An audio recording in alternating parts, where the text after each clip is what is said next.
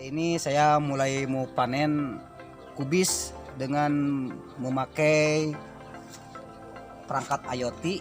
Alhamdulillah kubisnya bisa memuaskan dan hasilnya lebih bagus daripada biasanya. Kubisnya super.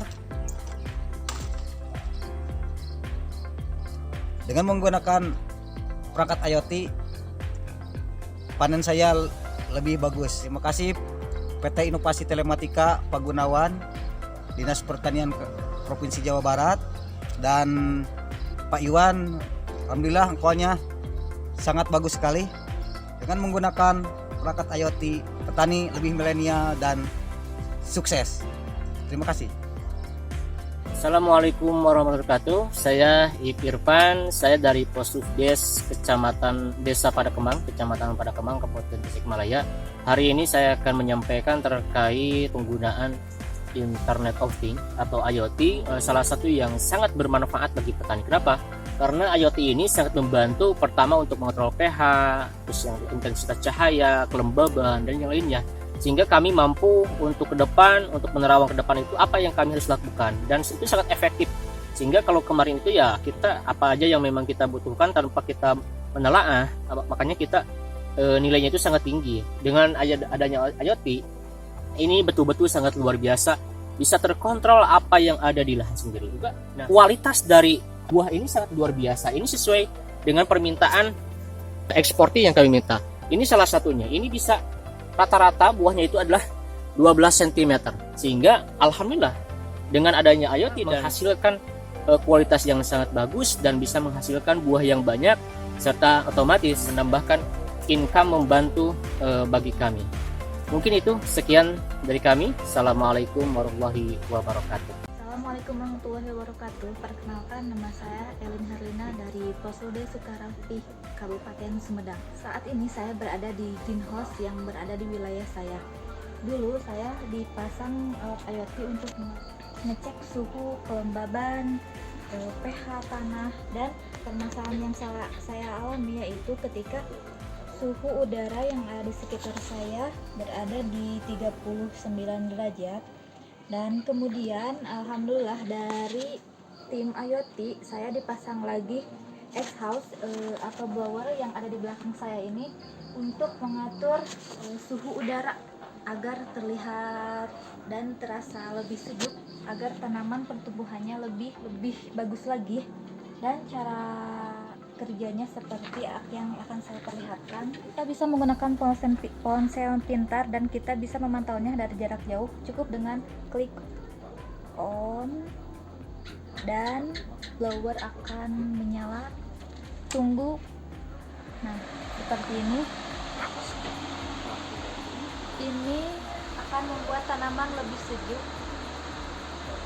dengan udara yang seimbang. Kita bisa off-kan lagi dari ponsel kita juga. Kita tunggu beberapa detik. Nah, ini bisa dikontrol dari jarak jauh dan dari manapun. Itulah kelebihan dari IoT yang kita gunakan.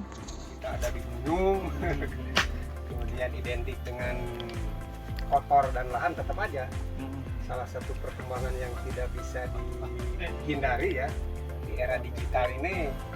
Dulu mungkin hanya menyentuh ke sistem administrasi ya di perdagangan kita, sekarang malah ke budidaya. Ini juga mendongkrak nilai jual produk kita, Pak. Kebetulan saya dan kawan-kawan ini mau masuk ke supermarket, Pak. Tahun kemarin Pak Menteri yang datang ke gudang PT Gos kita.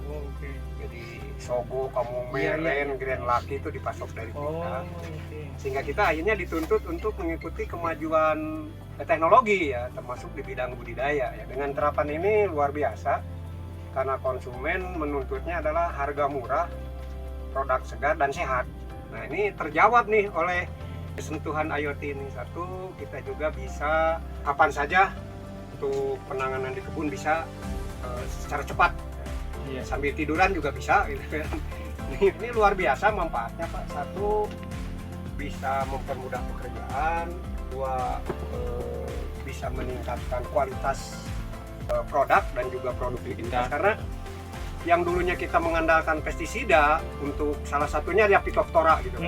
Ini saya ke Pak Gunawan nih berjuang keras untuk kebun ini yang dipakai karena ini kebun yang paling ekstrim Pak sama penyakitnya ini. Nah, karena ada yang harus dilakukan pada saat musim kemarau, nyiram subuh, mandiin daun. Kalau enggak itu biasanya kena Phytophthora Pak.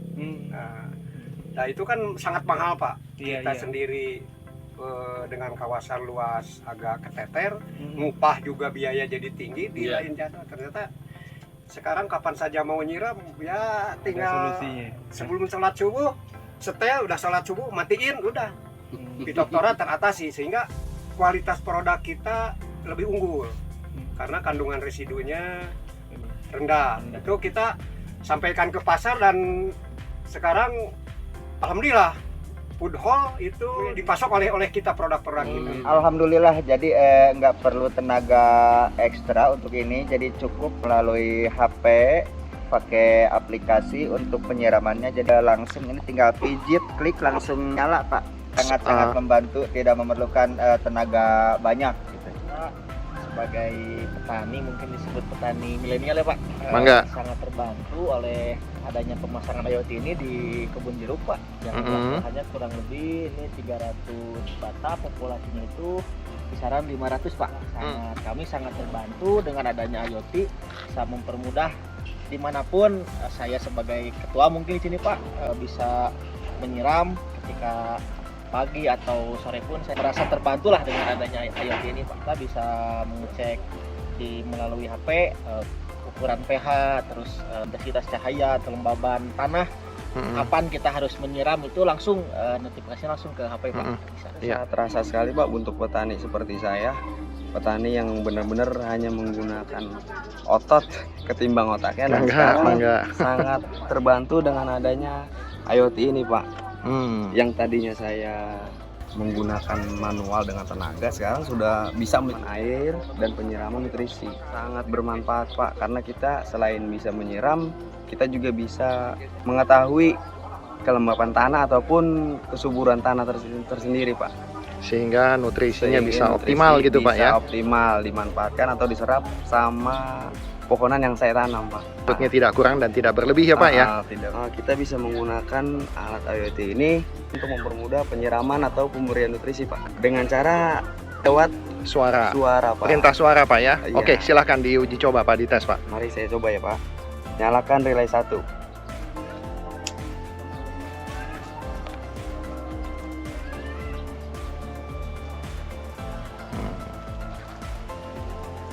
Dan nanti hal yang sama juga bisa terjadi untuk yang nutrisi ya Pak ya. Iya Pak. Kalau seandainya Bapak menggunakan cara-cara manual untuk luasan ini, kira-kira makan waktu berapa lama untuk menyiram tuh Pak? Untuk menyiram itu bisa 3 hari Pak. 3 hari untuk menyiram seluas ini Pak ya, kurang lebih sekitar 1000-2000-an meter ya. Karena manual itu menggunakan tenaga manusia Pak, sehingga hasilnya nggak seperti IoT ini yang hanya menggunakan dengan waktu 1 menit atau bahkan 2 menit Pak. Selain itu pemupukan jadi lebih optimal karena sesuai dengan kondisi kesuburan tanah gitu Pak ya. Jadi bisa lebih hemat pupuk juga dan menjaga kesuburan tanah gitu Pak ya. Membantu petani seperti saya Pak. Matikan relay 1. Nah, udah mati ini ya. Semoga bermanfaat Pak ya. Ya, Pak. Terima kasih Pak. Ya, Wassalamualaikum sama-sama, Pak. Waalaikumsalam. Baik, dengan menggunakan IoT, suburan tanah dapat terkontrol, unsur hara, nitrogen, fosfat maupun kalium terkontrol. Begitu juga menggunakan pupuk bisa efisien dan tanaman pun tumbuh subur, produksi pun meningkat. Dengan menggunakan IoT, kesuburan tanah itu dapat terkontrol, baik kondisi unsur hara N, nitrogen, P, fosfat maupun kalium. Sehingga di dalam melaksanakan pemupukan disesuaikan dengan informasi dari IoT itu sendiri melalui sensor, sehingga tanaman ini bisa tumbuh subur dan produksi pun meningkat, penggunaan pupuk lebih irit. Betul nggak Bang? Betul. Jempol Bang. Sukses IoT dan Mantap.